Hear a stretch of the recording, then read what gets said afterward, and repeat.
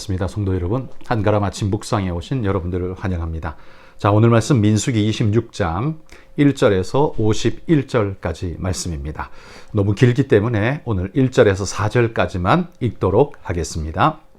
연병 후에 여호와께서 모세와 제사장 아론의 아들 엘르아살에게 말씀하여 이르시되 이스라엘 자손의 온 회중의 총수를 그들의 조상의 가문을 따라 조사하되 이스라엘 중에 20세 이상으로 능히 전쟁에 나갈 만한 모든 자를 계수하라 하시니 모세와 제사장 엘르아살이 여리고 맞은편 요단가 모압 평지에서 그들에게 전하여 이르되 여호와께서 애굽 땅에서 나온 모세와 이스라엘 자손에게 명령하신 대로 너희는 20세 이상 된 자를 계수하라 하니라. 자, 오늘 말씀에 보면 하나님께서 가나안에 들어가기 전 두 번째 인구조사를 명령하고 있습니다. 첫 번째 인구조사는 어디서 했을까요?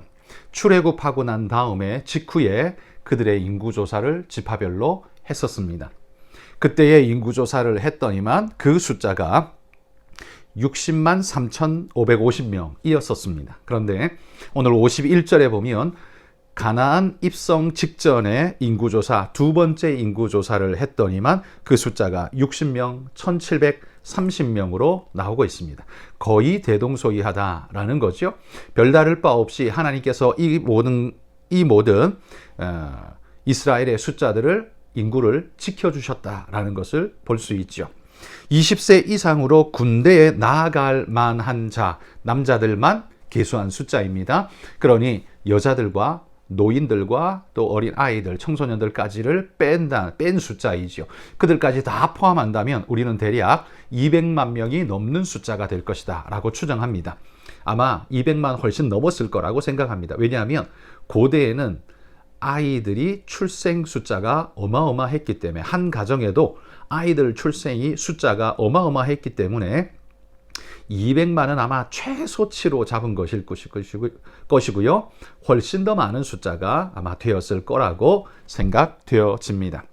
왜 그러면 하나님이 가나안 입성 직전에 이렇게 다시 한 번 더 인구조사를 명령하고 있을까요? 아마 그건 이제 가나안에 들어가면 이스라엘 백성이 그 땅을 분배받게 될 것인데 그 분배받은 땅을 어떻게 나누어야 할지 지파별의 대략의 크기 정도를 알아야만 이것도 원활하게 진행할 수가 있겠죠. 그래서 아마도 그 숫자들을 지파 가나안 땅의 배분을 위해서 그리고 전체의 숫자에 대한 파악을 위해서 아마 그런 용도로 이 두 번째 인구조사를 한 것이 아닌가라고 생각되어집니다. 이 인구는 지파별로 오늘 본문에 기록되어져 있죠. 5절부터 보면 르벤 자손부터 시작해서 시므온, 갓, 유다, 이사갈, 스불론, 요셉의 두 아들 이렇게 쭉쭉 해서 12명의 아들들, 레위인을 제외한 12아들들, 지파들을 지금 그 수를 헤아리고 있습니다.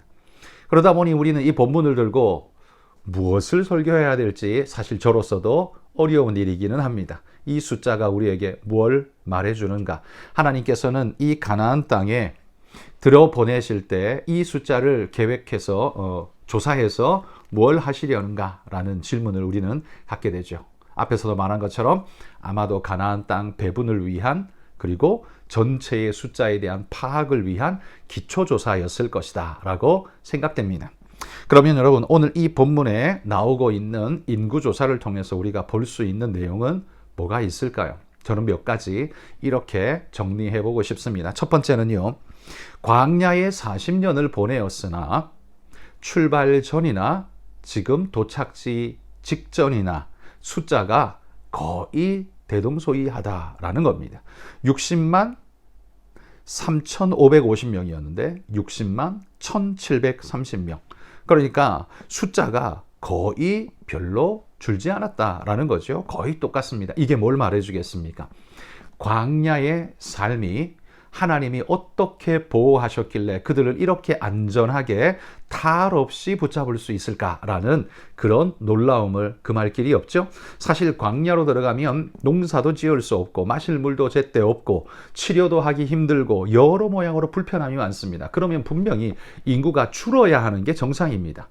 아마 대대적으로 줄어야 정상일 텐데 그러지를 않고 전혀 줄지 않았다는 거예요. 한마디로 말해 광야가 그들의 삶에 영향을 미치지 않았다는 것을 두 번째 인구조사가 우리에게 보여주는 거죠. 광야라 할지라도 하나님이 지키시면 아무런 문제가 되지 않는다라는 사실을 보여줍니다. 성도 여러분, 우리 인생길에 물질이 많고 돈이 많고 적고 상황이 열악하고 넉넉하고에 상관없이 하나님이 지키시면 우리의 삶은 변함없이 하나님이 꿋꿋하게 우리를 지키신다는 것, 여러분 그거 믿으시기를 소망합니다. 내 인생의 광야의 시간을 만나도, 내 인생의 아무리 험악한 시간을 만나도 하나님이 우리와 함께 하시면 하나님은 내 인생 붙잡으신다는 이 분명한 사실을 잊지 않고 믿음으로 여러분 나아가시기를 소망합니다. 광야의 40년이 그들의 인생에, 그들의 역사에 아무런 마이너스 요소가 될 수 없었다는 것. 왜? 하나님이 함께 하시기 때문이라는 사실을 기억하시기 바랍니다. 두 번째는요, 하나님께서 이 인구조사를 왜 했다고 했습니까? 가나안 땅 배분을 위해서도 필요했다라고 했었습니다. 그렇다면 하나님은 지금 정복 전쟁을 치르기도 전에 배분부터 하나님은 준비하고 계시는 걸 볼 수 있죠. 이게 뭘 말해줍니까? 정복이 하나님이 하실 일이기 때문에 문제될 것 없다라고 하나님은 전제하고 가시는 겁니다. 이스라엘 백성은요, 저 정복을 할 수 있을지, 저 안악 자손을 무찌를 수 있을지, 저 성읍 거대한 성벽을 넘어갈 수 있을지를 아마 먼저 걱정하고 있을 겁니다. 그런데 하나님에겐 그게 하나도 걱정이 아니었다는 거죠. 하나님이 하시면 그것 모두 다 넉넉히 정복하고 남는다는 걸 하나님은 이미 알고 계셨습니다. 하나님의 걱정은 오히려 그 다음을 준비하고 계신 모습을 볼 수 있죠. 분명한 하나님의 확고한 믿음을 보여줍니다. 여러분, 가나안 입성은 정해진 사실이다라는 것을 오늘 이 인구조사를 통해 우리에게 하나님이 보여주고 있습니다. 배분부터 생각하고 계신 하나님. 정복은 하나님이 당연히 하실 것, 내가 할 것이다 라는 거죠. 그리고 이후는 너희는 어떻게 살지를 내가 준비하마. 하나님은 그렇게 지금 이 말씀을 엮어가고 계신 것 같습니다. 그런데 이 지파들의 인구수를 보다 보면 특이한 지파가 하나 있는데요. 바로 시므온 지파입니다. 시므온 지파는 12절에 보면 시므온 자손의 종족들은 이러하니라 라면서 이야기를 풀어가는데 14절에 보면 그 숫자가 22,200명이었더라 이렇게 말합니다. 22,200명. 그런데 이 시므온 지파는요, 원래 시작할 때 첫 번째 인구조사 때에는 얼마였는가 하면 59,300명이었습니다. 그러니까 반토막 이상 나가버렸다는 거죠. 그러니까 절반 이상으로 줄어들어 버린 겁니다. 60%가 사라지고 40%만 남아있는 그런 꼴이 되어 버린 거죠. 여러분, 이게 얼마나 끔찍한 일입니까? 어쩌다가 시므온 지파는 이렇게 됐을까요? 시므온 지파는 우리가 바로 앞장에서 살펴봤던 바알브올 사건의 주도자가 누구였냐 하면, 이 사고의 주도자가 누구였냐 하면 바로 시므온 지파에서 그 일을 저질렀습니다. 14절에 보면 25장 14절에 이렇게 말합니다.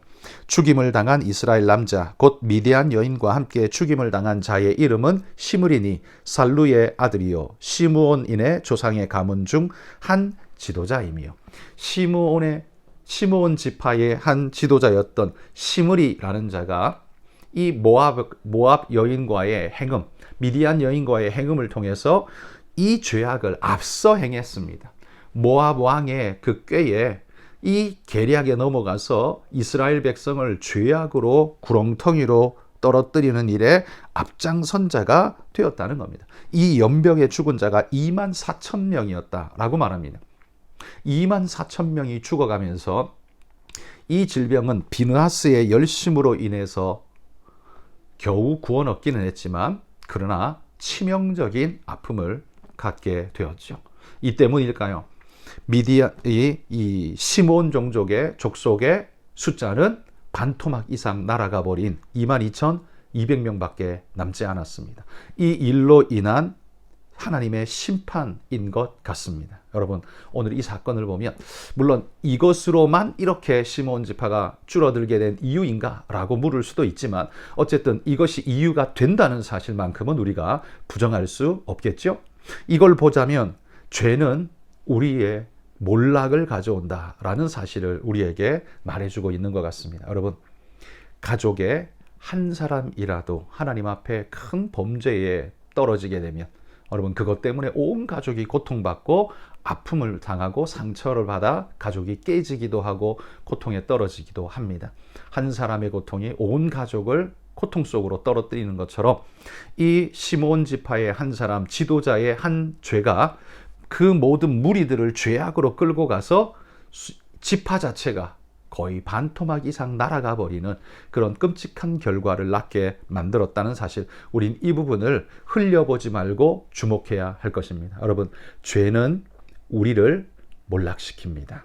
죄는 지금은 좋을지 몰라도, 지금은 우리에게 쾌락을 주고 우리에게 만족을 줄지 몰라도 반드시 하나님의 심판이 그 뒤를 따른다는 사실을 여러분, 우리는 잊어버려서는 안 됩니다. 그러므로 우리가 우리 가족을 지키고 우리가 우리 믿음의 공동체를 지키는 길은 하나님 앞에 성결함으로 바르게 서는 길이다 라는 사실을 꼭 기억하고, 성도 여러분, 오늘 하루도 하나님 앞에서 바른 길 걸어가는 멋진 인생 되시기를 소망합니다. 내가 오늘 광야에 있어도 하나님 인도 아래에 있으면 결코 손해볼 일 없다는 것 굳게 믿으면서 믿음으로 한 걸음 한 걸음 걸어가시는 복된 날 되시기를 축복합니다. 여러분, 오늘 여러분 기도하실 때 티국에 우리 주광진 하은선 선교사님 위해서 기도해 주십시오. 하나님의 은혜가 땅 가운데, 사역 가운데 임할 수 있도록 기도해 주시기 바랍니다. 한번 기도하겠습니다.